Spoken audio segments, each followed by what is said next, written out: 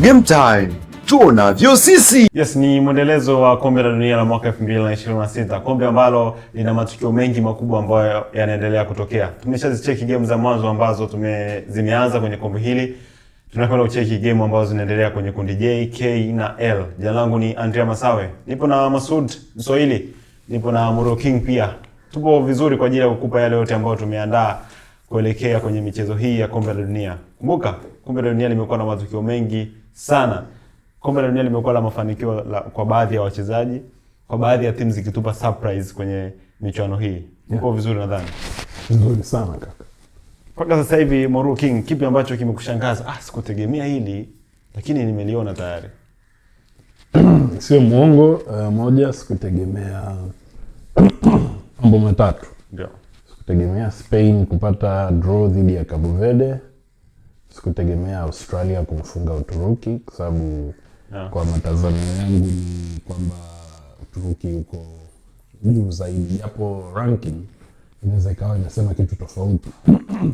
Lakini pia sikutegemea New Zealand kupata draw ya 2-2 dhidi ya Iran. Kwa hiyo ni mambo matatu ambayo sikutegemea. Pengine kuna surprise zingine tuzitazamie kwa sababu kundi JKL yamebaki hayajacheza kabisa. So yes. That's what to look forward to. Masud, timu gani imekushusha kidogo? Yaani ulikuwa unatarajia ifanye makubwa alafu unaona kumbe viande hao tu. Hawa mikukata walivyosema mambo ya viande. Viande tena.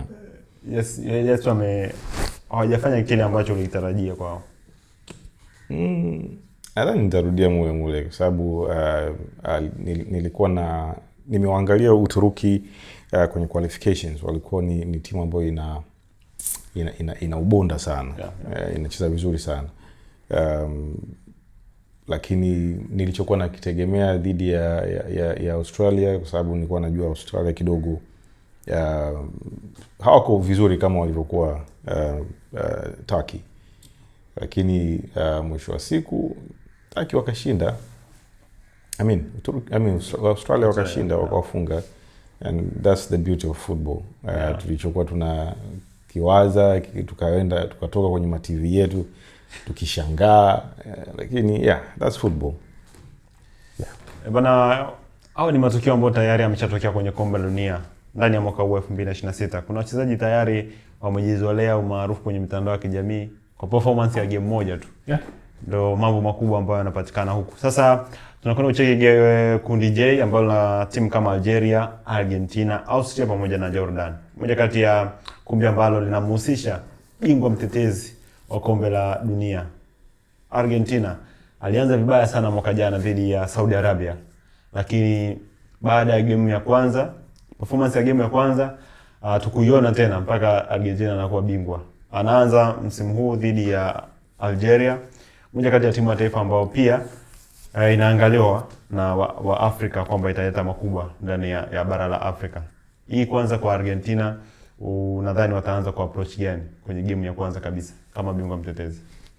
Well, of course ni kila mtu anatazamia kwamba bingwa mtetezi a pull stunt kama alofanya Ufaransa 2018 kwenda 2022 ama jinsi ambavyo Brazil alifanya mwaka 1998 mpaka kufikia mwaka 2002. Sababu kwa wanaokumbuka, Brazil alicheza finali dhidi ya Ufaransa mwaka 1998 na alifungwa. Na mwaka 2002 Brazil aliweza kufika finali na kuchukua kombe ambalo ndo almost kombe pekee la dunia la Brazil kuanzia mwaka 2000. Yaani kuanzia mwaka 2000 mpaka sasa Brazil amechukua kombe moja. Na tukirudi kwenye muktadha wa timu ya Argentina, watu wengi wanaweza wakawa wanatazamia kwamba Argentina ambayo ilichukua kikombe mwaka 2022 ndio hiyo Argentina ile kufika finali au kwenda kwenye hatua za mbali zaidi. Kwa hiyo pressure kwa Argentina lazima iwe kubwa, kwa sababu kila mmoja anatazamia ni kwa namna gani Argentina ataweza aidha kufikia pale alikofika, kwa sababu hapa tulipo mafanikio kwa Argentina itakuwa ni kufika finali. Whether watachukua kombe au hawatochukua, mafanikio kwao ni kufika fainali. Kwa hiyo ni pressure kubwa sana kwao, lakini to lesser extent nafikiri Argentina naye ana nafasi kubwa zaidi ya Algeria samani. Algeria wana nafasi kubwa sana ya kutuonesha kwamba tumemfunga bingwa, tumepata sare na bingwa, kwa sababu ukitazama labda namna ambavyo Cabo Verde amepata draw dhidi ya Spain alivyoshangilia, it means a lot to them. Kwa hiyo tunapozungumzia timu kubwa za taifa za Afrika hatuwezi kuacha kuwazungumzia Algeria, hasa kwenye timu za taifa pamoja na mpira wa vilabu. Nadhani hilo ni swala ambalo tunalitazamia. Kwa hiyo mpira utakuwa wa pressure kubwa sana kwa kina Messi, lakini I think eventually Argentina watapata matokeo. Of course Algeria haina mwendelezo mbaya sana kwenye mchezo ambao amecheza hivi karibuni. Mchezo 5 amepoteza mchezo mmoja peke yake, katoa sare mchezo mmoja. Lakini pia ndani ya kikosi wana quality za Ulaya. Riyad Mahrez kafanya makubwa ndani ya Algeria, bado yuko ndani ya kikosi. Lakini kuna wachezaji wengine wengi wapo Bayer Leverkusen, Eintracht Frankfurt. Wengi kikosi kimesheheni qualities za Ulaya. Dhidi ya Argentina I think pia kuna tough game ambayo ataitoa Algeria. Ipi nafasi ya Algeria kwenye mchezo huu? Ili kombe la dunia la mwaka huu pia limeanza kutuonesha rangi nyingi, matokeo tofauti ambayo tulikuwa hatuyategemea. Yeah. Na niliwahi kusema siku moja kwamba FIFA kuongeza idadi ya timu kutoka bara la Afrika, yeah, na kwingineko, kuna kitu watakipata. Ndo kama hivi. Kwa hiyo miaka ya nyuma kuwa kuna ufinyu kwa mataifa ya Afrika, na kufika mbali ilikuwa ni labda timu moja, not more than that. Yeah. Lakini sasa hivi kuna nafasi kubwa, na kila timu inaona inaweza ikapata chochote kitu. Kombe la dunia lina mechi 6 mpaka 8, between 6 mpaka 8 mpaka finali, mpaka kufika finali na probably kuchukua ubingwa. Kwa hiyo ni safari fupi sana, sio safari ndefu, ni safari fupi sana ambayo unabidi uchukue vyako mapema. So kupata point 3 kwenye game ya kwanza ina set tone ya wewe kuweza kusonga hatua inayofuata. Kwa timu kama Argentina ambao ndio mabingwa watetezi, na lazima watakuwa wanataka kuingia with a front foot, like kupata ushindi vyovyote vile, iwe goli moja, iwe ni 3-4, iwe ni 10-9, lakini wapate point 3, wa relax game inayofuata at least, sababu ni game ngapi? 3 tu za group stage. So itakuwa ni game, haitakuwa game rahisi kwa Argentina, kwa sababu Algeria pia wako vizuri, wana discipline sana. Waarabu wako very technically gifted. Lazima kuona Egypt wamefanya vizuri dhidi ya Belgium, wakiona Ivory Coast wamefanya vizuri dhidi ya Colombia, wakiona Morocco wamefanya vizuri dhidi ya Brazil. They have a chance, wana uwezo wa kufanya hivyo. Kwa hiyo Cabo Verde wameshikilia bomba vizuri. Wamepata suluhu point yao ya kwanza kwenye World Cup. Kwa nini isiwe wao, na wakati wana quality kubwa kuliko Cape Verde? Ama wako sawa na Misri na the likes. So lazima watataka na wenyewe wapate at least point, ama watoe tena upset pale. Why not? Kwa hiyo haitakuwa game rahisi kwa Argentina, wala haitakuwa game rahisi kwa Algeria, but well, Argentina will remain to be favorites. Kwa hiyo yeah, just kuna akili za kwamba Messi anaenda kumaliza soka kwenye masuala haya ya kombe la dunia na nini. Pia round inayofuata atakuwa na umri mkubwa ambao I think atakuwa amestaafu. Kuna pressure simpangie. Sitompangia, lakini inavyoonekana unamwamulia lia mambo. Hii haiwezi kawa ni pressure sasa kwa Argentina kuongeza nguvu.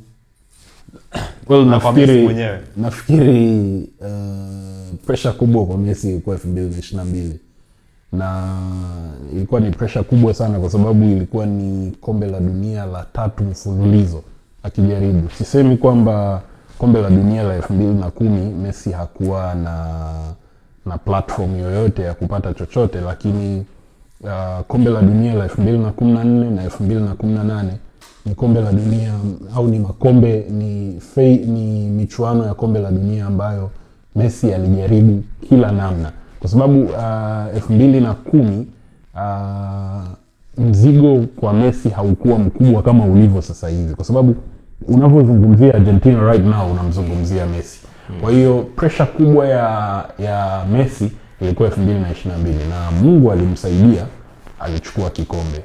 Kwa hiyo right now siwezi kusema kwamba mimi naweza kufikiria kama Messi, lakini sidhani kama pressure kwa Messi sasa hivi ni kubwa kama ilivyokuwa 2022.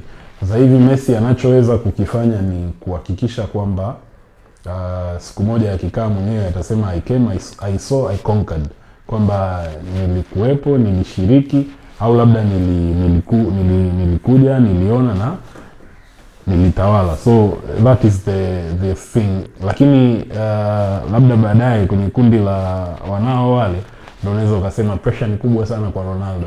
Okay. I think but ili kundi lina utamu wake kidogo. Apart from Argentina kwa favorites, naona kutakuwa kuna battle nzuri ya nafasi ya pili, kwa sababu Algeria na Austria. Yeah, Austria na wenyewe wamekuwa ni timu ambayo inacheza vizuri sana. So kutakuwa kuna upinzani mkubwa sana na uona katika nafasi ya pili, na imani Argentina watapita wakiwa nafasi ya kwanza, lakini hao wawili watapambana kuweza kutafuta hiyo nafasi ya pili. Umemgusia Austria anaanza game yake dhidi ya Jordan. Na of course nimemwangalia Austria ana mwendelezo mzuri. Mechi 5 hajafungwa mechi yoyote. Lakini upande wa Jordan ana ushindi mchezo mmoja tu. Zote hajapata ushindi. Sasa kwa Austria hii ni kama mchekea kwake. Of course Jordan anaonekana ni timu ambayo kila mmoja atatamani achukue pointi 3. Yeah, kwa sababu hii ni moja ya timu ambayo mara ya kwanza wakati tunayapitia magroup vikosi kama sikosei, nilisema ni timu ambazo they should go and experience and have fun. You know? Yeah, kwa sababu yani hawana uwezo huo mkubwa wa kusema we are going to compete unless kutokea maiti kumng'ang'ania mmoshaji. Tokea na yeah, that's the beauty of this sport, kwa sababu hizo upset ndo zinatufanyaga tunakaa baadaye bwana imetokea, you know. Yeah, I think umesema vyema sana kwamba ukiangalia katika hali ya kawaida Austria is more superior than Jordan kwenye football. Yeah. Na kila mmoja atatazamia kwamba tena nadhani ukiachana na Haiti na Curacao, timu zingine ambazo tunaweza kuwa tulitazamia kwamba zinaweza zikawa ni kwa kila mtu kujiokotea, Cabo Verde ametuangusha, au Cabo Verde ametunyeshea kidole kwamba mlidhani sitofanya chochote, lakini and that's the beauty of football, kwamba you can never tell. Na mpira wa miguu jinsi unavyojitahidi kuonesha kwamba unaufahamu, unakuonesha kwamba you know nothing. Kwa hiyo let's wait for it. Game time. Tuonavyo sisi.